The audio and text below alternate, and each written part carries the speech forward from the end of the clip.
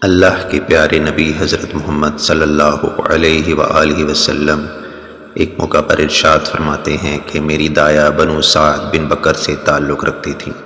ایک دن میں اور ان کا بیٹا ریوڑ لے کر گئے ہوئے تھے اور ہمارے پاس کھانے پینے کی کوئی چیز نہ تھی۔ میں نے کہا اے میرے بھائی تم جاؤ اور امی جان سے کچھ کھانے پینے کو لے آؤ۔ میرا بھائی چلا گیا اور بکریوں کے پاس میں اکیلا تھا۔ میں نے دیکھا کہ گدھ کے جیسے دو سفید پرندے میری طرف آ رہے ہیں۔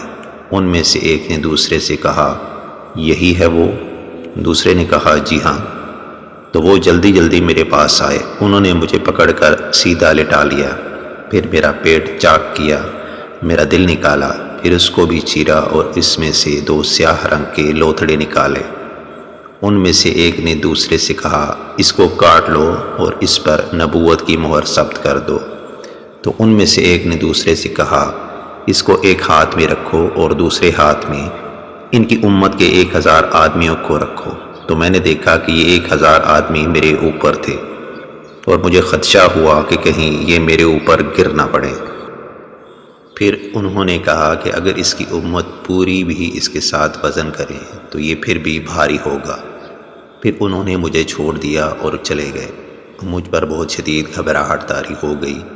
پھر میں اپنی والدہ کے پاس آیا اور تمام قصہ ان کو سنا دیا۔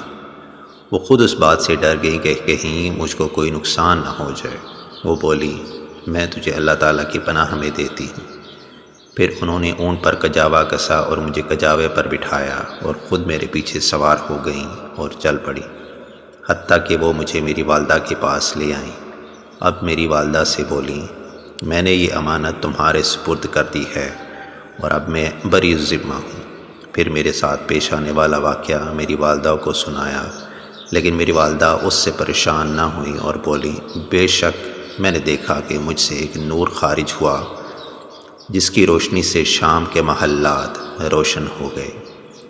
سبحان اللہ۔ اللہم صلی علی محمد وعلی آل محمد۔